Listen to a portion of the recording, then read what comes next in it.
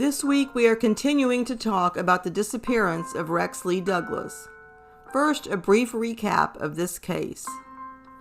Rex Lee Douglas was the pastor of a church in Lyons, Colorado, who went missing in Missouri in January of 1984 after a planned personal business trip.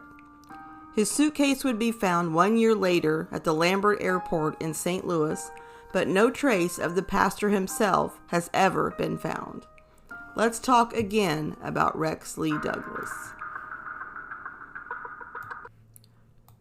First, let me talk about what I did in the way of research and what I learned.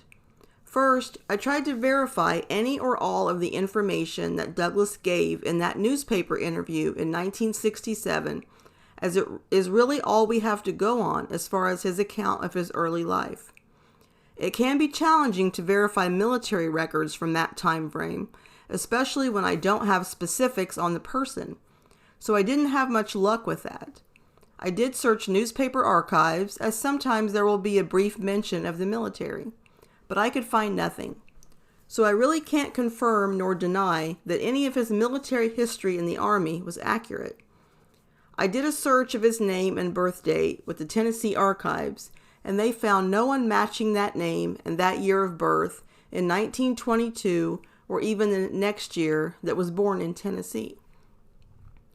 Next, I found a marriage license notice for Rex and Ruth Douglas in an old Iowa newspaper, so with that information, I contacted the proper office in that county in Iowa and was able to obtain a copy of their marriage license. In the legal document, Rex Douglas lists his birth date as 12/22/22 and lists his birthplace as Nashville, Tennessee. He says that his parents' names are Randall Douglas and Sarah Roberta Lee. With this new information, I went back to the Tennessee Archive website since I now had an exact birth date and parents' names.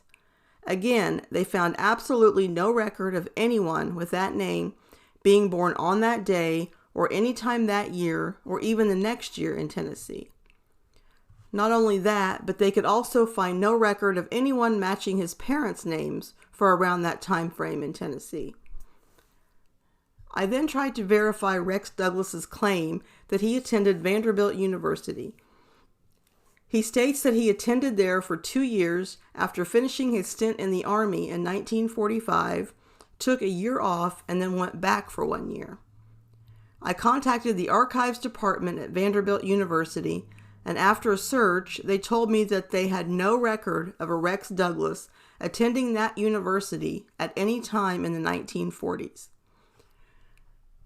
Next, I was curious to find out more about this land deal that Rex Douglas went to Missouri for, but I had so little information. To get any actual paperwork, you must know exactly what county the sale occurred in, and I didn't. I checked a handful of county recorder offices in the area. Most of them had no listing by searching Rex or Ruth Douglas's names. I did, however, find some paperwork in Dent County, Missouri. There was a warranty deed where Rex and Ruth Douglas purchased 2 parcels of property of 20 acres each in Missouri in 1980.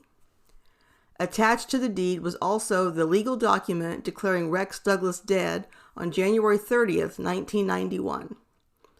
It was said that Rex's land deal was near Salem, Missouri, and Salem is in Dent County, so it would stand to reason that whatever land sale happened in 1984 would have been in that county.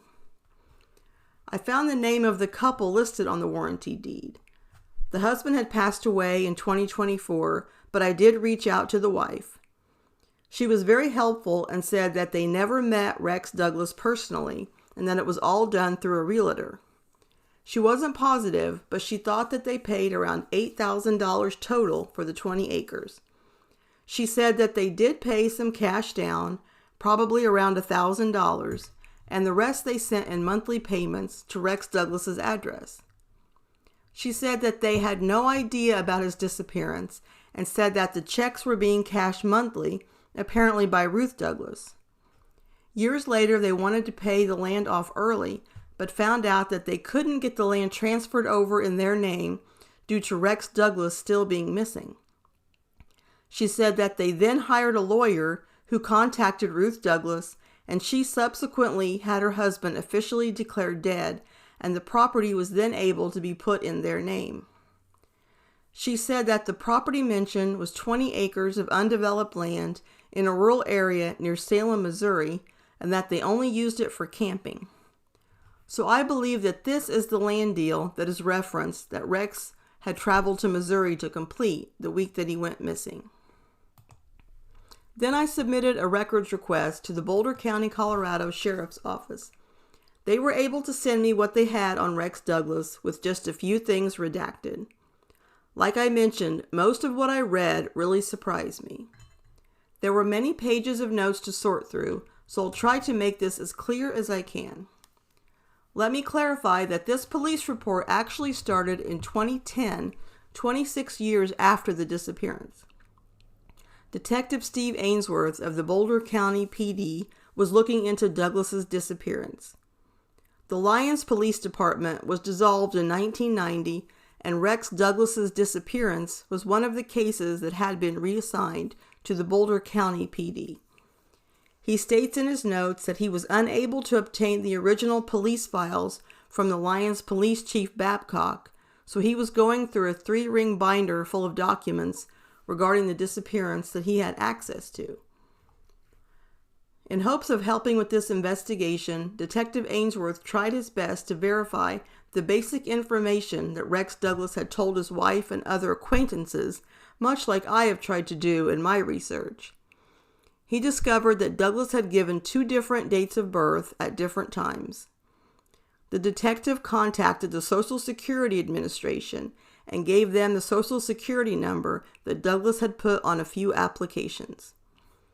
When the Social Security Administration investigated, they contacted Detective Ainsworth and told him that the Social Security number he was using was a fake number. Next, the detective reached out to several life insurance companies where Rex Douglas had prior policies at. He wanted to see if he had written down information on the application that might help verify his identity. The policies did not amount to a significant amount of money, and it was unclear if any of the policies were even active when Douglas disappeared. It appears there was nothing significant learned with the life insurance policies to help further the investigation. Detective Ainsworth also found paperwork regarding 2 loans from the Bank of Salem in Missouri. They were perhaps loans related to the 2 parcels of land that the couple had purchased a few years before Douglas disappeared, but I don't know that for a fact. A letter from the bank dated November 14, 1983, stated that the payoff of the note was $4,635.91 if paid before December 15, 1983. Strangely, Rex Douglas's date of birth, written in his own handwriting, was listed as 12/22/24, which is 2 years off from the birth date he had put on numerous other documents, and different from the birth date that he had told his wife. He also listed his job as a wastewater operator trainee, and possibly that he lived in Denver. In the police file, he also came across a business card from a blood bank in Iowa, and in Douglas's handwriting on the back it said, "Grandparents James Randall Douglas and Sarah Lee." Interestingly, the grandmother he listed is the same name as his mother's name that he listed on his marriage certificate. Steve Ainsworth initially met with Ruth Douglas and her sister Esther in April of 2010 to learn more about her husband's early life and their life together. She was able to give him a lot of information. She said that they met in Des Moines when she was teaching and Rex was working for the shelter. She said he came to Des Moines in the late 40s or early 50s. She also cautioned the detective that there were many things that she didn't know about her husband's early life, and his past seemed somewhat mysterious. Rex Douglas told his wife that he grew up in Grundy County, Tennessee, and lived with his grandfather, but it sounded like he was shifted around to 2 other families, one which may have been named Krause. He was in a car accident many years prior, and his right cheek had to be reconstructed. He said that his school burned down in Grundy County, and Ruth's sister Esther, who was a librarian, was able to verify the school fire. This made Ruth feel somewhat better knowing that he was telling the truth about that. Ruth said that she had never met anyone in Rex's family, as he said they were all dead. Ruth's sister, Esther, the librarian, had tried over the years to find information on the names that Rex had given them of his family members, but was never able to find anything. Ruth said that her husband told her that he worked in Texas for a builder before going to Iowa. He continued to work in construction and was very good at contracting, but decided to get into the ministry. She said that all the churches they were at were small, and they didn't stay long because Rex felt that they had done all they could do and moved on to somewhere else. She said after her husband became a minister, they moved to different places about every 1.5 to 2 years. She said that they lived in a few different places in Iowa and then lived in Longmont, Colorado from 1969 to 1970. They went back to Iowa because Rex felt that they should go back. She said that her husband was impulsive that way, and she soon learned that the minister makes all of the decisions, not the wife. They were in Iowa in the mid-1970s until Ruth's father and mother both grew ill, so the couple moved back to Longmont, Colorado, where the Boweries lived to help care for them. Rex Douglas would work part-time as a contractor, working on his brother and sister-in-law George and Esther Snyder's house. Rex and Ruth would live in a camper trailer on the lot. Rex Douglas was simultaneously working part-time as a pastor in Berthoud. Then he was approached by a member of the Old Stone Congregational Church saying that their church needed a full-time pastor, so in 1980 he agreed to be the pastor at Old Stone Congregational Church in Lyons. As far as Rex Douglas's military service, it was surprising what Ruth Douglas would reveal. Her husband told her that he was in the Air Force, stationed in Lincoln, Nebraska during the Korean War, and was discharged. Remember, in that newspaper interview, he said that he was in the Army and worked as an MP in New York during the Korean War. Ruth asked her husband why he was discharged, and he said something to the effect of, "I didn't turn up someplace I was supposed to be." She then asked him if he received a dishonorable discharge, and he replied, "Oh no." He told her that he was a military honor guard, and he did seem to know the military protocols of funerals and cemeteries.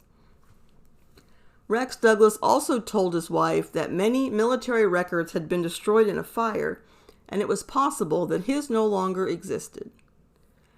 After Ruth Douglas told Detective Ainsworth this, he set out to try to find more about Douglas's military life. He contacted the Texas DPS Intelligence Fusion Center in an effort to verify his service and claims that a fire in St. Louis in 1973 may have destroyed his records.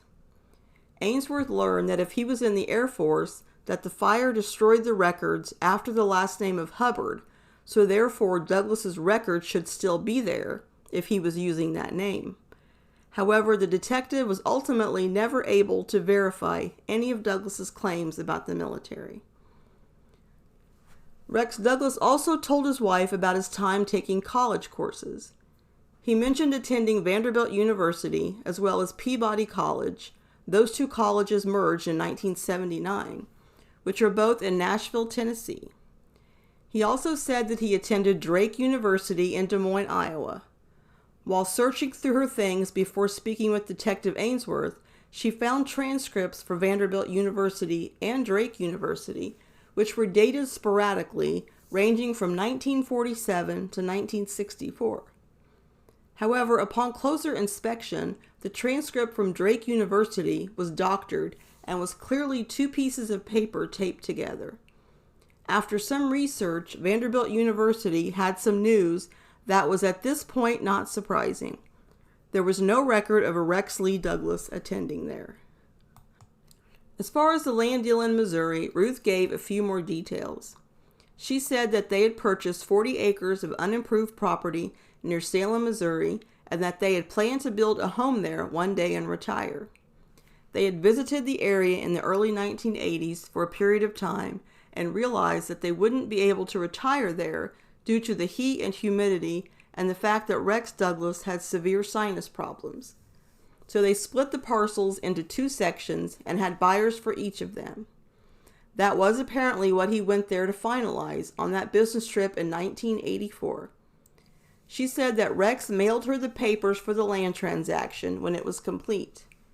He also had the payment set up to be mailed to her each month. When he last spoke with Ruth, he told her that he would return on February 3rd. However, his credit card usage would stop on January 30th. Ruth Douglas said that she felt that her husband was restless before his disappearance, and she thought he was asking himself what the future held. She speculated that he wanted to do something else besides ministering, but she didn't know what, and said that Rex possibly didn't even know himself. She also added that you don't build up much of a nest egg as a minister in a small church. Ruth also talked about the accident that had claimed her brother-in-law's life a few months before Rex's disappearance. George and Rex were good friends, and he went to see him in the hospital after the accident, but he wasn't allowed in before George passed away. Both Ruth and her sister Esther wondered if this tragedy may have prompted Rex to think more seriously about what he wanted to do with his life. Ruth Douglas would also share an interesting yet cryptic paper that she found in her husband's things.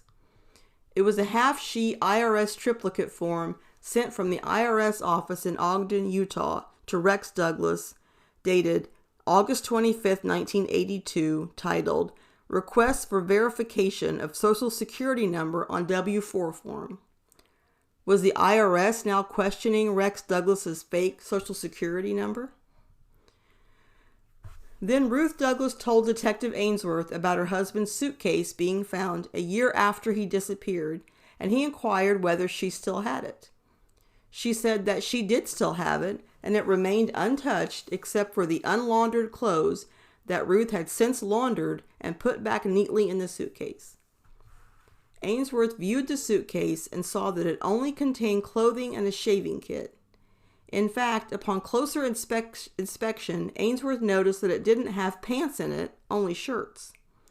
He also asked if he could take the Norelco shaver located inside the suitcase with him to send off to see if there were enough hairs to possibly create a DNA profile. Since Rex Douglas had no living family and no children, there was no other way to get a DNA sample. Ruth gave permission for him to take it. When asked what she thought happened to her husband, Ruth Douglas said that she thought that Rex had gone through a midlife crisis, such as when one is looking at retirement and wants to do something else with their life. She candidly said that she believed that he had disappeared intentionally and did not know if he had just gone on in a completely different direction, assuming a new identity and occupation, or if he was still pastoring somewhere. Continuing to do his best to reinvestigate the Douglas disappearance, Ainsworth then reached out to the Iowa District Office of the Nazarene Church. The detective was hoping that there would be paperwork that the missing pastor had filled out that could be a help to verify who he was. They only had some journals, and apparently all that was listed were past addresses. Detective Ainsworth was told about Forrest and Margaret Whitlatch, who knew Rex Douglas in the 1960s. The couple said that Douglas was pleasant, and they only knew him when he was a pastor. The Whitlatches said that Douglas told them in years prior to the ministry that he was involved in considerable travel, but gave no further information. A few others who knew him during his Iowa days said that Rex Douglas told them that he had been working for the government in what he implied was a classified project where they gave him a new Social Security number. He said he then left the government's employment and moved to Iowa.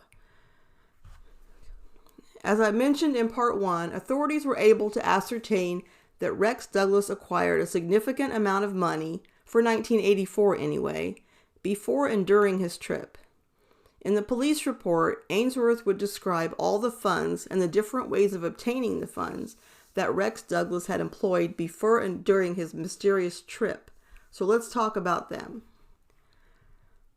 On January 24th, 1984, just one day before his trip, Douglas obtained two different cash advances of $500 each from his First Interstate MasterCard credit card, then two cash advances of $200 each from his Rocky Mountain Bank Card Visa, and then two cash advances of $200 each from his Rocky Mountain Bank Card MasterCard, both on January 26 of 84. Then Rex Douglas cashed three money orders that were made out to him from Hostek Inc. of Lyons, Colorado, and drawn off of the Valley Bank of Lyons. One on January 23rd for $329, one on January 25th for $450, and another one for $450. So within 3 days, Rex Douglas had withdrawn over $3,000 in various ways, the amount being the equivalent to around $9,300 by today's standards. Why would he need so much money to go on a short trip where he was selling property and should be receiving money? Rex Douglas did of course spend money on the trip for his flights, but from what we know of the flights he took, it wouldn't have cost anywhere near that amount. I'm unsure of the cost of the Salem hotel, but the hotel in Bridgeton was only $43.45. It was discovered that Rex Douglas did also write a few checks on his trip, but it was uncertain exactly what they were for. One was written out to Mid-Ozark Land Investment Company for $100, and on the memo it read, "Option on land." When Ainsworth tried to find out more info on the company the check was written to, it just listed an address of Sligo's Star Route in Salem, Missouri, with no phone number listed. The status for the entries was fictitious active or fictitious expired. The second check was made out to Richard Tiefenthaler for $600, and the memo said wood contract. There was also something very interesting in the police file that is actually contrary to what is written in the few modern-day accounts of this disappearance. I will quote directly what Detective Ainsworth says in the police file. TWA records show that Douglas was scheduled on a flight from St. Louis to Denver on January 30th, 1984, and that he picked up a boarding pass but was not on the flight when it arrived in Denver. There was another very curious thing that the detective noticed when going through the file. He said that during the initial investigation, it was learned that two separate people at two separate times had picked up Rex Douglas's suitcase to help him with it. They remarked how heavy it was, and Rex told them that it was books inside. However, when David Tiefenthaler was asked how much he estimated that the suitcase weighed, he said 70 pounds. Remember, when that same suitcase was found in the airport locker, it only contained some shirts and a shaving kit. Ainsworth would try to get some additional attention for this strange case. He reached out to America's Most Wanted, as well as the ID Channel's Disappeared documentary series, in hopes that they would cover it. Both shows seemed interested initially, but for whatever reason, neither show covered the disappearance. Then there would be some renewed activity for this case in 2015.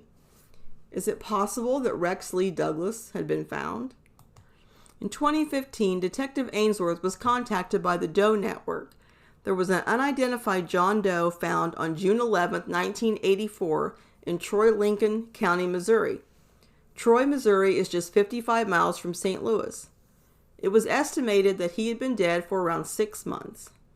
The deceased male was found in a pump house north of Troy, Missouri on Highway F. His remains were skeletonized, and they estimated his age between 40 to 80. He was 6'2" and 150 pounds. His cause of death was a shotgun blast to the back of the head. He was very well dressed, wearing a Bill Blass cashmere coat and gray suit with red pinstripes. The detective first phoned Ruth Douglas and asked her if any of those clothes sounded familiar, but she was unsure. Back when Ainsworth submitted Rex Douglas's shaver, they were able to obtain a DNA profile from it, so they would be able to conclusively rule in or rule out whether it was a match. The John Doe had already been buried, so they had to excavate the grave to obtain material for a DNA sample. Eventually, in December of 2016, Lincoln County Sheriff's Department phoned Detective Ainsworth and told him that the John Doe DNA comparison was not a match to Rex Douglas. So the investigation into the strange disappearance of Rex Douglas was seemingly back to square one. I will give you a brief update on the Lincoln County John Doe in case you're curious. In 2023, just shy of 40 years after the discovery of his remains through genetic genealogy, the Lincoln County John Doe was identified as Jack Langan Eckert. He was a 50-year-old real estate agent in the St. Louis area who had reportedly disappeared 2 years earlier in 1982. Shortly after his disappearance, his car was found at Lambert Airport. There are a lot of unknowns about the circumstances surrounding his murder, but shortly after his disappearance, it was discovered that multiple stocks and bonds belonging to the family had vanished and that his mother's bank accounts had been drained. But we'll talk about any possible connections with Douglas's disappearance to this a little later. In the research from Detective Ainsworth, as well as my research, we did come up with people who we felt could have been Rex Douglas. The problem is, without knowing his actual full name and accurate birth date, or even his true age, it is really hard to say if they could be a match. There were numerous men with a slight variation of the same name in numerous other states and born around the same time that Douglas said he was born, but it's just so daunting the amount of possibilities and the numerous rabbit holes. It is also difficult to view photos of those people back then to see if by sight there could be a resemblance to the missing pastor. I will also say that we submitted a FOIA request to the FBI to see if they would release the records. We got a preliminary response that some paperwork is found, but are still waiting to see if they will release all or some of them. I will certainly post an update if we get access to the files and let you know what's inside. As far as my thoughts, where do I even start? There's so much to unpack in this case. First, let's talk about if Rex Douglas could have met with foul play and was murdered on his trip. I mean, it certainly is possible that he could. He did have a large amount of money on him and was in an area it wasn't thought that he was familiar with, although apparently he had been there before, at least briefly. So he could have been the victim of a robbery or a random act of violence. However, you would think that his body would have been found in all of these years. Judging by his credit card records, it seemed like Rex Douglas was mainly in populated areas where a body probably would have been discovered. At first, when I read about the Lincoln County John Doe who turned out to be Jack Langan Eckert, I didn't really think it could be a connection for the simple fact that Langan Eckert disappeared 2 years prior. However, even though he went missing in 1982, it was estimated that he was murdered in early 1984. The estimate on the length the remains had been there were give or take a month from when Rex Douglas went missing. The three things that made me curious if there could be a connection was both men obtained a large amount of money before disappearing from their lives. Jack Langan Eckert's car was found abandoned at the Lambert Airport after he went missing, while Rex Douglas's suitcase had been left at the same airport. Also, this land deal, according to one of the people directly involved with it, was done with realtors. Jack Langan Eckert was a realtor. Is there a chance that Rex Douglas could have known Jack Langan Eckert, or even the same people? Pure speculation on my part, but I think it is a compelling question. I will say that in my opinion, I absolutely think that Rex Lee Douglas disappeared willingly, and there are several things that lead me to think that. First off, he had been keeping in contact with Ruth during the first part of the trip, but at the end of the trip he didn't, and he changed his flight without notifying her and stopped communicating with her. He also had the land sale documentation sent to her. If he was coming back home in a few days, why in the world would he mail it to her? Also, he arranged for the monthly payments to be sent to her. When Ruth and her sister spoke to Detective Ainsworth, Esther confirmed that the payments they received were actually made out to Ruth. Why would he have the monthly payments be made out to Ruth and not him if he was coming back to join her?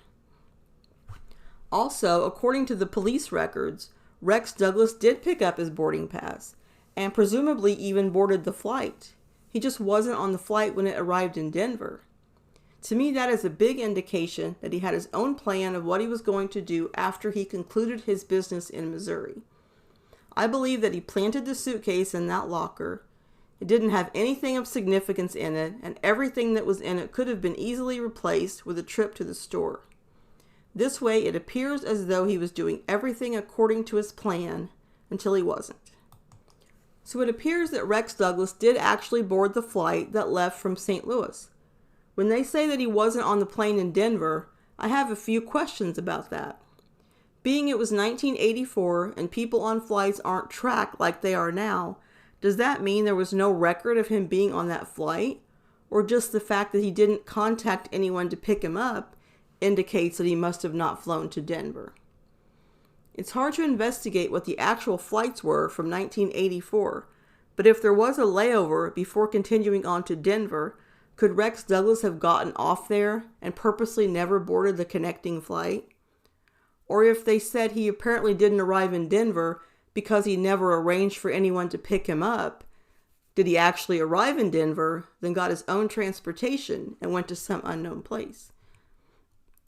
Ruth Douglas said that Rex had seemed restless and possibly wanted a change in his life shortly before he disappeared.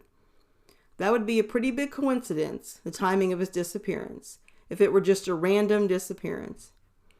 A big question for me, though, is, in the past, Ruth Douglas was always willingly followed her husband to different locations all throughout their marriage. Why this time did he choose to leave her behind? Now let's talk about reasons why Rex Douglas could have gone missing if he did leave by choice. Perhaps he was suffering from depression and his own midlife crisis. He was impulsive, according to his wife, and didn't stay in any one place for very long. Perhaps he didn't want to put his wife through another move, but not telling his wife his plans and leaving her to look and mourn for him for decades is unconscionable. That could also be a reason why he had arranged for the monthly payments on the land to be sent to her, to help her out financially, because he knew he wasn't coming back. Could Rex Douglas have left because of some unknown trouble he was in? We don't know what all dealings he had in Missouri or even in Colorado. If he felt he was in some danger, that could be a reason for his disappearance. Or was Rex Douglas in trouble with the military? He certainly wasn't forthcoming about his service, if he even served at all. He told a newspaper reporter that he served in the Army while telling his wife it was the Air Force. He also told his wife he was discharged and wasn't somewhere he was supposed to be. Could he have gone AWOL and then had to change his identity and make up a story about where he was from and who his family was? Could Rex Douglas have had a secret or second family? He was 39 years old when he married Ruth, according to him anyway, and the first mention of the missing Rex Douglas appears to be in the 1950s, so we don't know anything about the first 30 plus years of his life, and the story he has told people about cannot be verified at all and appears to be a lie. Did he leave his first family when he moved to Iowa, or did he perhaps create a second family after he disappeared in 1984? Another possibility I thought of concerning why he may have wanted to leave is that at the age of 61, again not sure of his exact age, he would have possible retirement coming up. If the story of his identity were fabricated, as it appears to be at least in part, he wouldn't have been able to provide the documents needed to receive Social Security. Not to mention, if that happened and he was denied because of it, his entire life would be called into question before his wife and all of the people of his church who held him in such high regard. Ruth had found a paper from the IRS from 2 years before his disappearance, where the IRS seemed to be requesting a valid Social Security number. Had they discovered, even before he disappeared, that the Social Security number he was writing on tax documents was fake? Perhaps the walls were closing in on him, and he wanted to escape before his lies were exposed. The mention in the police file about how heavy Rex's suitcase was really has me stumped. I certainly don't think they were books, as he claimed. It was something that was in there temporarily and was then removed apparently when the suitcase was put in the locker. When I told a friend about the suitcase, she jokingly replied, "What was in there, gold bars?" That comment really made me think, is that even a possibility? I also think the amount of money that Rex had acquired around the time of his trip may point to some other deals he was involved in that were kept secret from his wife. The woman I spoke with who was involved in the land deal did say that they put down a cash payment of probably $1,000. So did Rex take that money with him? Is the reason that he acquired a large amount of money before he left to help him as he started a new life? There are so many unknowns in this case, which makes the disappearance even more mysterious. I want to thank the people in Lyons, Colorado that I reached out to. The ones I spoke with directly were very nice. They had heard of the disappearance in 1984, but they didn't seem to know any details about the case. There were a few left who knew Rex personally, and they chose not to speak with me for whatever reason. Overall, the people of Lyons seemed to be curious to hear more about this disappearance that rocked their town 41 years ago, and they told me that they were anxious to hear what I had found out. I also spoke to former Bridgeton, Missouri Police Chief Bob Rogers. He was very kind and certainly open to discussing this case. He had retired several years prior, however, and no longer had his notes from that time, and understandably didn't remember a lot of specific details about the case. However, I really appreciate him speaking with me. It may surprise you to know that Ruth Douglas is still alive and still lives in Lyons, Colorado. She will turn 99 years old at the end of this year. I was hesitant to even try to talk to Ruth, given her fragile age, because I knew that obviously this topic would upset her. I phoned the Old Stone Congregational Church and was put in touch with Ruth's caretaker. The caretaker was very gracious in speaking with me, but we decided that it was best to not put Ruth in that position. The caretaker did tell me that Ruth still gets emotional at times when talking about her husband and still has some of his things. It sounds like Ruth Douglas is a lovely person with a lot of inner strength who has made a nice life for herself despite losing her husband of more than 20 years with absolutely no explanation. She is a true victim in this disappearance, and in my opinion, she is the only one. If Rex Douglas did somehow meet with foul play at the end of a business trip, that is a tragedy. However, if Rex Douglas did disappear willingly, then it is heartbreaking to think of the disregard that he showed his loving wife of the last 20 plus years, as well as his church family and friends. Because if he wanted to change his life, a note left to her explaining what he was going through would have helped her to some extent to understand. I am not done looking into this disappearance. I hope that when this podcast is released, an article is posted, perhaps someone will come forward with some more information. Perhaps they will see what few pictures there are in existence of Rex Douglas, and he will look familiar. Feel free to contact me if any of you have any idea about the true identity of Rex Lee Douglas. If Rex Douglas decided to disappear before all of his lies were exposed, and so he didn't have to deal with any of the ramifications of them, it is the definition of selfishness and cowardice. If he was involved in something shady or a victim, we still want to find him. Ruth Douglas is still here, and it would be nice to give her some answers to the tragedy that she's lived through. There is still hope in this case that we can figure out the true identity of Rex Lee Douglas and can stop chasing a ghost.